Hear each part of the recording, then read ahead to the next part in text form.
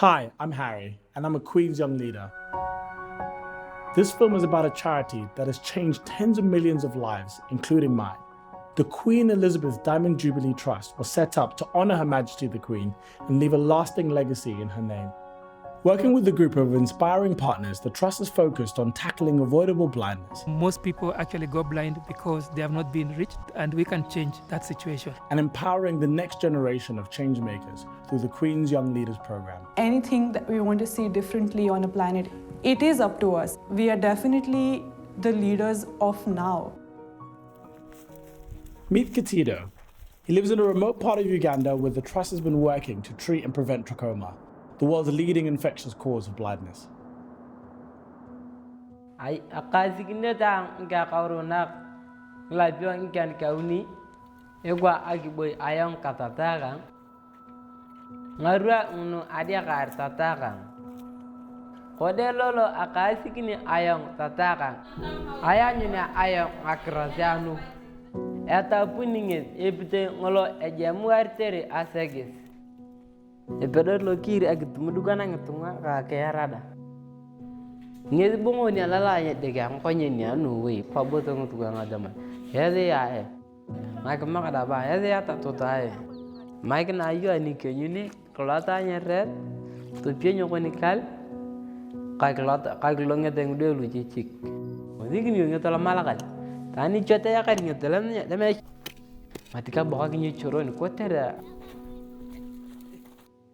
abu ayong ata ni de kezolu so poteng ke pimak tu yang ai nepta tu yang ana ya to jukune ta jo abu ayong ata atama ebukin rakom abala ayong. The impact of the Trust's work to eliminate trachoma has been huge. The Trust has worked in 12 countries, of which 3 are on the verge of being verified trachoma-free.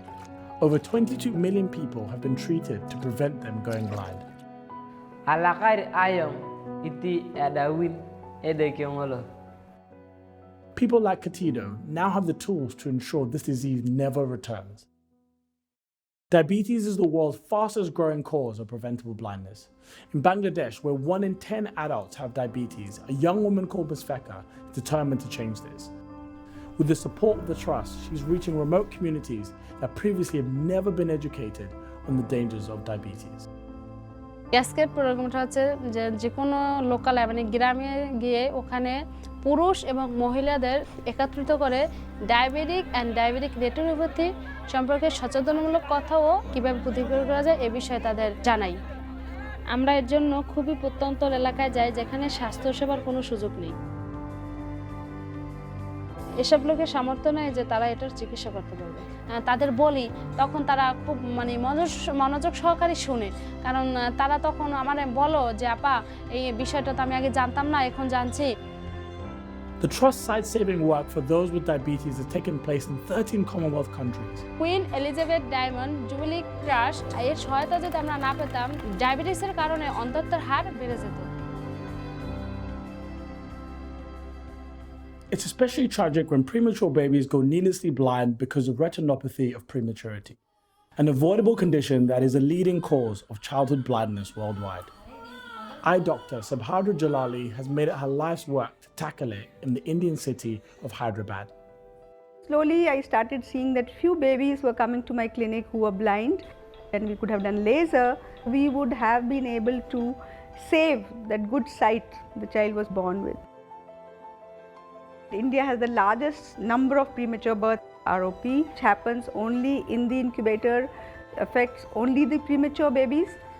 Very rapidly, newborn centers started mushrooming all over the place. All of us retina surgeons in the country were suddenly overwhelmed. So we realized that we need to scale up to a national level. And it is there that we were greatly helped by the Queen Elizabeth Diamond Jubilee Trust. Since the Trust began working in India in 2013, services to screen and treat the eyes of premature babies have been set up in 21 hospitals in 4 districts, serving a population of 47 million people. The government, with the help of the Trust, set up a national task force. We have come up with the national guidelines, which has been published and implemented across the countries. For so many people, good eye care is scarce. 90% of avoidable blindness is found in developing countries. The Trust set out to strengthen healthcare systems and invest in people and technology with the potential to bring quality eye care to everyone in the Commonwealth. When I started my application process for the master's course here at London School of Hygiene and Tropical Medicine, that's when I heard about the Trust. They were offering this scholarship. It was almost like a dream come true. I now know why I exist. It may sound a little spiritual, but I have found the meaning of my life. We've trained more than 25 doctors to do screening for ROPs. Now the babies from even smaller towns are slowly getting access to ROP care, which has been a very, very positive change, I would say. Tackling the sheer scale of eye problems across the Commonwealth requires innovative solutions, and few have been more innovative than Dr. Hilary Rono. I'm excited today because we are heading to this village to test this new technology that I've been working on. And should the technology prove successful, this will be the beginning of a revolution in eye care.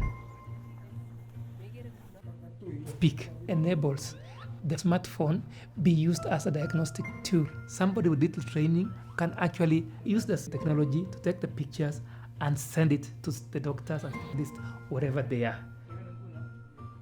Using PIC, we have just identified 10 people that can be treated, and tomorrow we are going to operate 5 of them. I've been involved in PIC right from the beginning, and I decided to take this further by doing a PhD.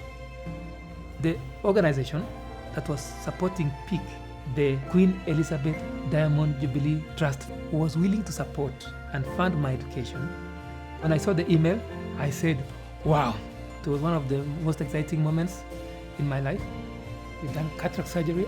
I'm very happy. I'm also proud of my team. Great, bingo.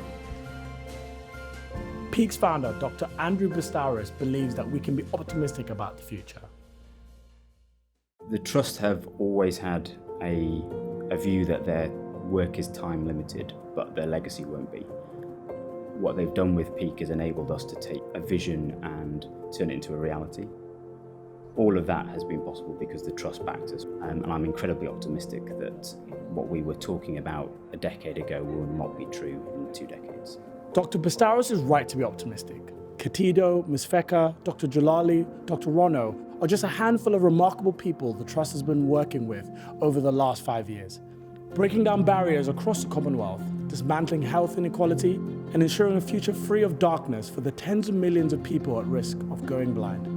That's a powerful legacy the Trust leaves in honour of the Queen as head of the Commonwealth. And as a Queen's young leader, I'm also proud to be part of that legacy. In 2005, my family arrived in Britain as refugees fleeing from Zimbabwe. We faced an uncertain future, and yet, here I am, honoured to be representing a new generation of changemakers, a Queen's young leader chosen for the work I've done to challenge gender-based violence. I'm one of the 240 incredible young people brought together to connect, collaborate, and change lives. A new generation recognized by the Queen as changemakers, inspired to step up to make a lasting difference across the Commonwealth. From mental health, climate change, access to education, employment, gender equality, these are just a few of the pressing issues facing the world today that the Queen's young leaders are dedicating their lives to resolve. What has always struck me about these young people is their humble but passionate determination to make life better for their communities. Winning the award was quite amazing, but more importantly, it was the message behind the award, that you were being recognized for leading change in your country. I definitely see the legacy of the Queen's Young Leaders program following us, I think, throughout all of our lives. Grants have also been given to 22 youth-led and youth-focused organizations working to help solve the problems affecting young people and communities in which they live. The Trust may be closing, but the work goes on in the lives of the 240 Queen's young leaders like me, and the legacy of millions of families who will not be burdened by the loss of sight. From my heart then, on behalf of me and all those the Trust has empowered and cared for, thank you.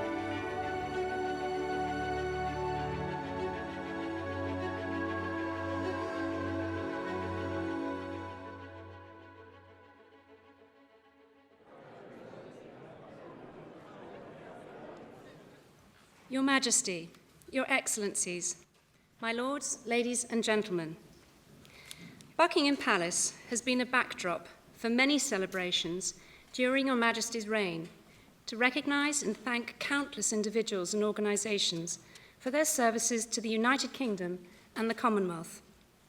However, whilst each event is always special and all of Your Majesty's patronages are personally important to you, I believe this particular celebration is unique because we are here to highlight and applaud the work of many people who responded to an initiative that was specifically to thank you for your incredible leadership as head of the Commonwealth and was undertaken in Your Majesty's name.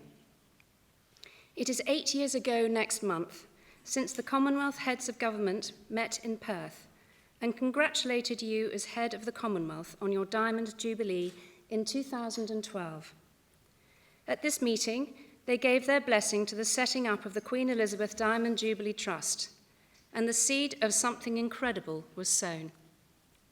The trust, which was designed to support charitable projects and organisations across the Commonwealth, received generous contributions from right across the Commonwealth and beyond, from governments, businesses and foundations, as well as communities and individuals. With your agreement, the Trust's mission focused on two main priorities, namely eye health and youth leadership. Having long advocated for the prevention of avoidable blindness myself, I was therefore thrilled and honoured when you asked me to become Vice-Patron of the Trust in 2015.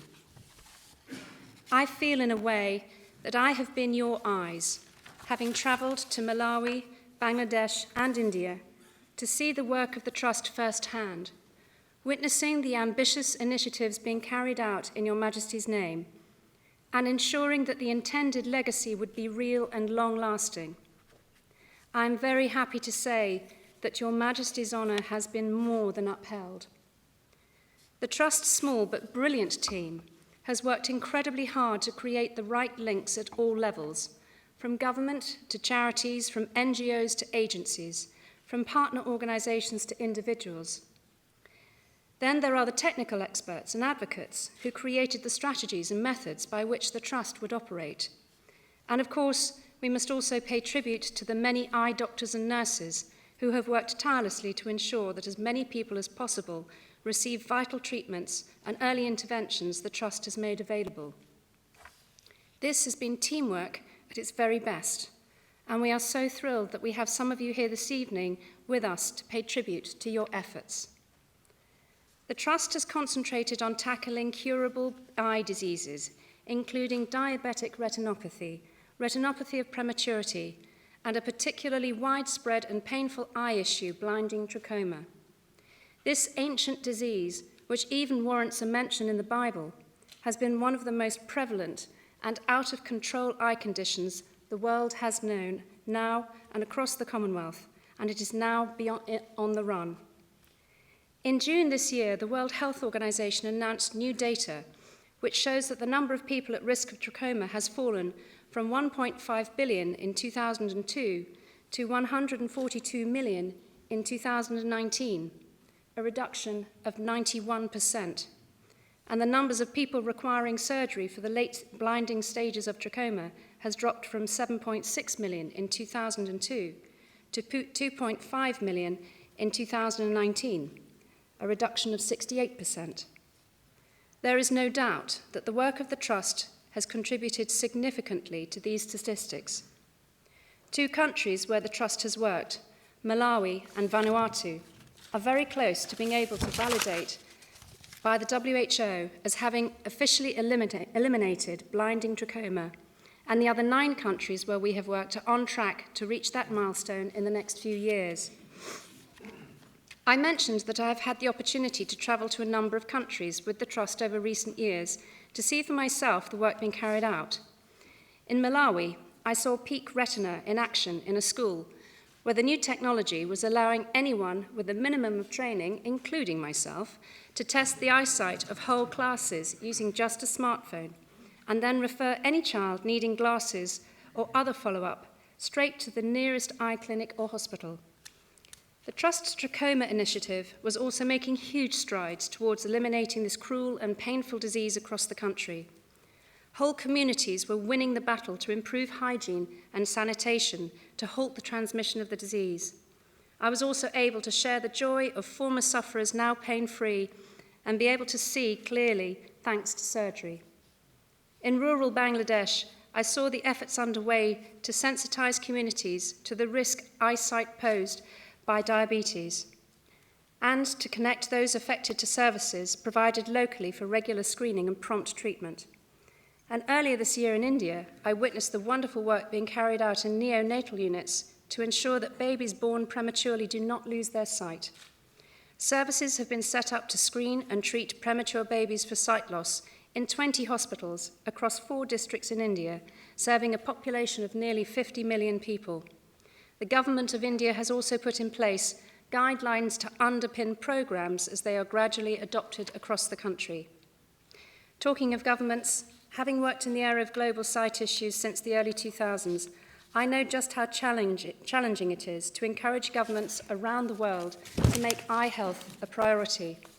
However, the Diamond Jubilee Trust has genuinely helped to open doors which had often remained closed before. This is a mere snapshot of the incredible work the Trust has facilitated in just 5 short years since the fund became operational. Our task is not complete, but the Trust has shown how effective eye care delivered at the micro level can have a macro effect. I, for one, will be carrying on with my work in this important field, spurred on by what has been achieved. I know Your Majesty would want me to thank that small team I mentioned, who have gone above and beyond to ensure the Trust's success. Ably chaired by Sir John Major and led by Astrid Bonfield, the Trust has been a powerhouse, encouraging support from many generous donors and partners and the dedicated eye health professionals right across the Commonwealth. I hope you are all justifiably proud of everything you have accomplished. What was created in Your Majesty's name has already and will continue into the future to change lives for the better. From the lady I met in Malawi, who fondly remembered your coronation in 1952, but had been blinded by trachoma for 50 years, and thanks to surgery could now see, to the babies so tiny and new that they will never know how close they came to living a life of darkness. From the young being taught the importance of washing their hands and faces with soap and water, to the children having basic but essential eye tests via smartphone technology. These and the millions of others benefiting from the vital work of the Queen Elizabeth Diamond Jubilee Trust are its real legacy. Where there was darkness, there is now light. Where there was despondency, there is now hope and potential. Mama, when I have returned from my travels, I have been so proud to share with you the work I have witnessed being carried out under the umbrella of the Queen Elizabeth Diamond Jubilee Trust, and the care of so many people working so hard to save and cure sight. Each time, you have listened with interest and been eager to hear of how the work is going, and each time I have been stunned as you have shared with me your deep knowledge of each of these countries. Not top-level observations, but personal experience, demonstrating to me time and again the real affection you have for all people of the Commonwealth, and why that affection is so abundantly returned by them to you. On your 21st birthday, while on a tour to South Africa, you made a promise to dedicate your life to the service of the Commonwealth. You have carried out this promise in so many ways ever since, but your Diamond Jubilee Trust has, I believe, allowed Your Majesty to demonstrate your dedication in a tangible and practical way, which has and is enriching the lives of people across the Commonwealth and will be felt by generations to come. On behalf of the people the Trust has helped, thank you to each and every one of you for all your incredible support. And to Your Majesty, thank you for choosing to give the gift of sight. Thank you.